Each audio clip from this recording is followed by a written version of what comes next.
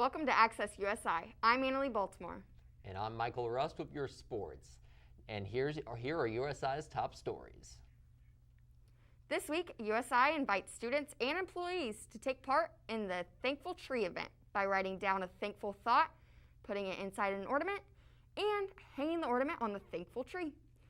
Archie's Closet was also there and set up for those in need with personal hygiene products and non-perishable food products. Afterwards, people could pick up a cup of hot cocoa and snickerdoodle cookies for free. Bargain shoppers may not be able to land as many deals on those designer brands at TJ Maxx.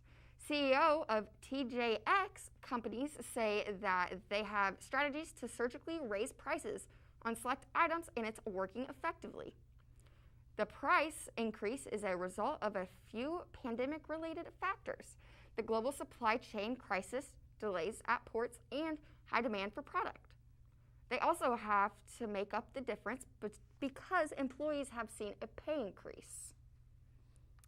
The physical plant here on campus has been under construction for a while now. Some students may notice some missing pieces from Skyline, but can't quite place what's missing.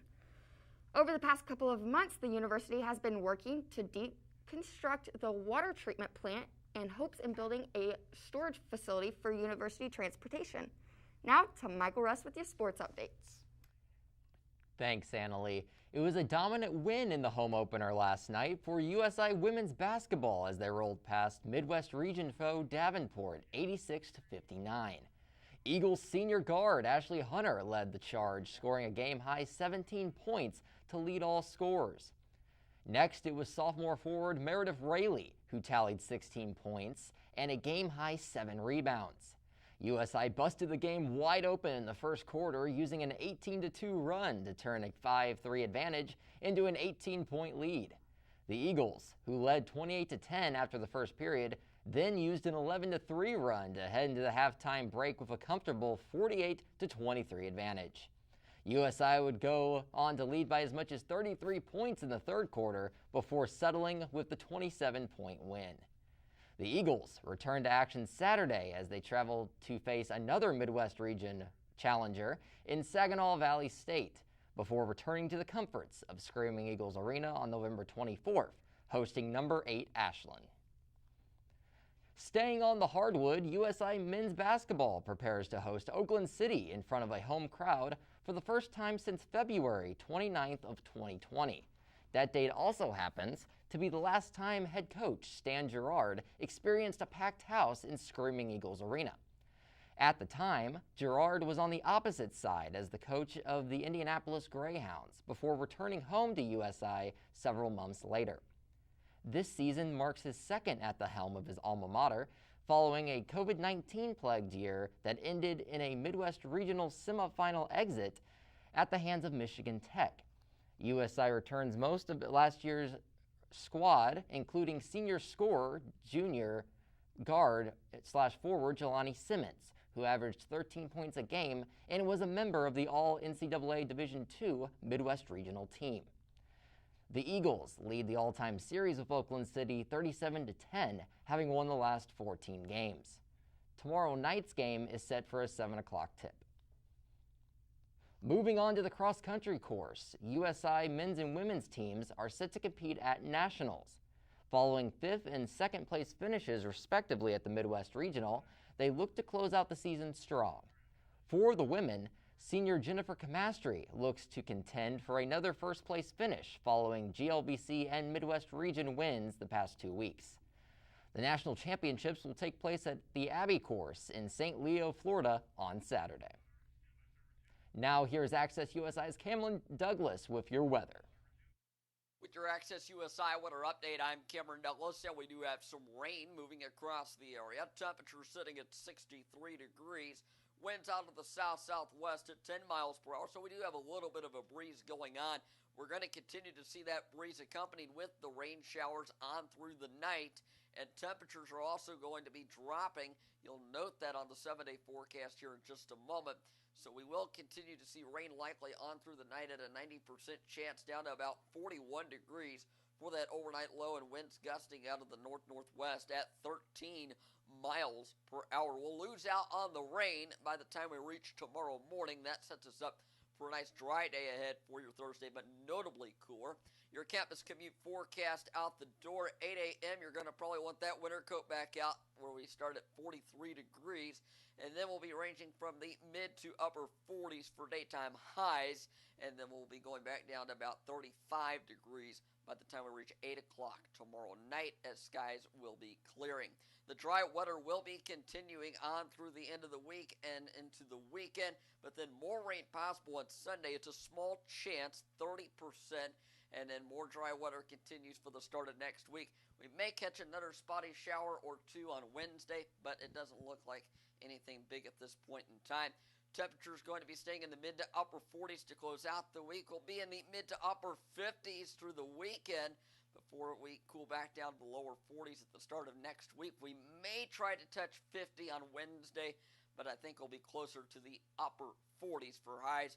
And then for Thanksgiving and Black Friday, we're looking at probably, again, another slim chance for rain, very small chance, and temperatures probably only going to be in the lower 40s, and we'll probably be looking at lows in the 20s and 30s. So be prepared for some cold weather over the holidays. Annalie, back to you. Thank you, Cameron. Ellie Conley was able to put the skills learned in USI nursing program last Wednesday afternoon when she and her rugby teammates noticed an overturned car on the Lloyd Expressway. Ellie and her teammates rushed to the vehicle. The team sat with the child while Ellie noticed the mother was still in need of medical attention. She climbed through the trunk and kept the woman stable until the Evansville Fire Department arrived. The woman was then transported to the ICU. There has been no word on the condition of the two people inside the vehicle, but the accident was not fatal. An Arizona man was able to reconnect to one of his favorite high school memories. Cameron Pullum has more.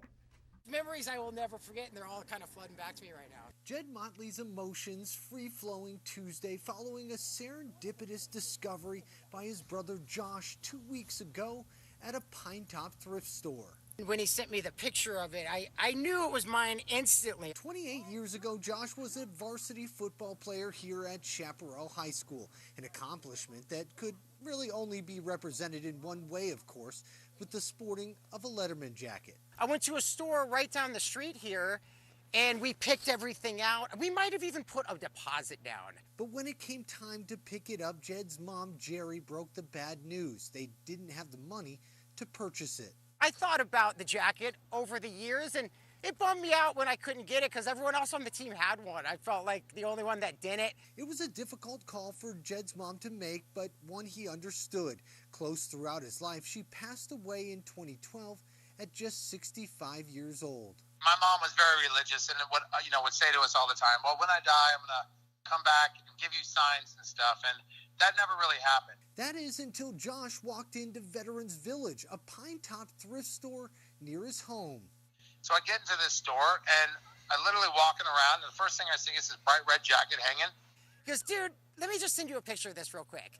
I couldn't believe my eyes. The jacket had the name Jed stitched on it, class of '94. The patches he picked out right there on the sleeves. So I remember designing it, but never saw the final product. So when I saw it, I just couldn't, it was mind-blowing. That thing's been sitting somewhere in perfect condition for 28 years. Jed flew in from L.A., where his brother delivered it at long last. A mother's message to her sons finally received, giving them a story for the ages. It's one of those things that something so painful can turn out so beautiful years later, and you got to just ride it out, and you never know what's around the corner. Life's a trip.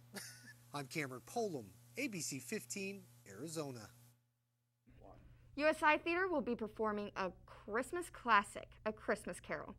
This vision is meant to be more kid-friendly, to remind us all of the wonders of winter magic when we were kids. The performance will take place this Thursday, Friday, and Saturday, starting at 7. Then on Sunday, it will begin at 2. The tickets are only $2 for USI students, and it will take place in the Performance Center on campus. Make sure to get your tickets now because Friday's show is already sold out. And that is Access USI. Tune in next week for more news. Have a great evening.